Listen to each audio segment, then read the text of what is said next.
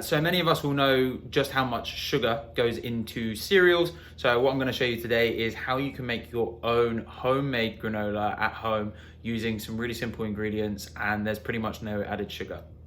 Enjoy. So these are the ingredients that we're going to use today.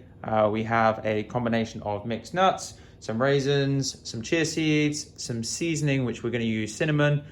This is a whole smooth peanut butter, porridge oats, and then just some apples. I have already put the tray into the oven, and I've just put a little bit of coconut oil, and that's just really to stop it from sticking to the tray. So all we're going to do is we're going to just combine these ingredients and bake them in the oven, and I'm just going to show you exactly how to do that now. So first of all, what we're going to do is we're going to take our apples and we're just going to grate those into a mixing bowl until they're obviously finely grated. So what we can see now is our apple is grated. So all we're going to do is going to add the other ingredients. We're going to add the maple syrup, the peanut butter, and we're just going to combine that in the bowl. So once we've combined the peanut butter, the maple syrup, and the apples, we should have something that looks a little bit like this.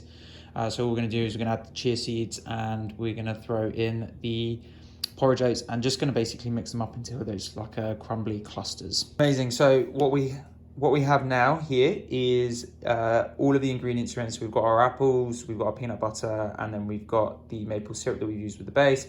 And all we've done is added the oats, the chia seeds, and just a tiny bit of cinnamon in there as well. All we're going to do now is we just stirred it all the way up. We're going to add the mixed nuts, and then we're going to just throw this in the oven for about 25 minutes and just turning it roughly every 5 minutes, because the bit on the outside is always going to cook the fastest. So what we're going to do, we've spread it out onto a baking tray, and we're just going to bung this into the oven, and then we're just going to take it out at 5-minute intervals and just give it a quick stir.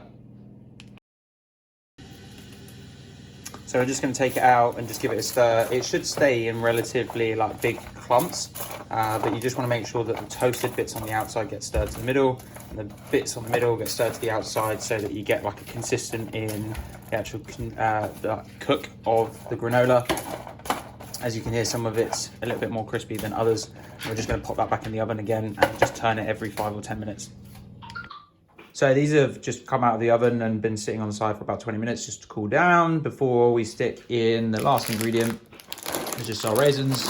And we're just essentially going to throw those in. You put in as many as you want and stir in. And these will actually store in a box for about a week before they start to go stale. You can add whatever else you want in. You could add stuff like coconut flakes, banana chips, trail mix, whatever you want. Yeah, enjoy.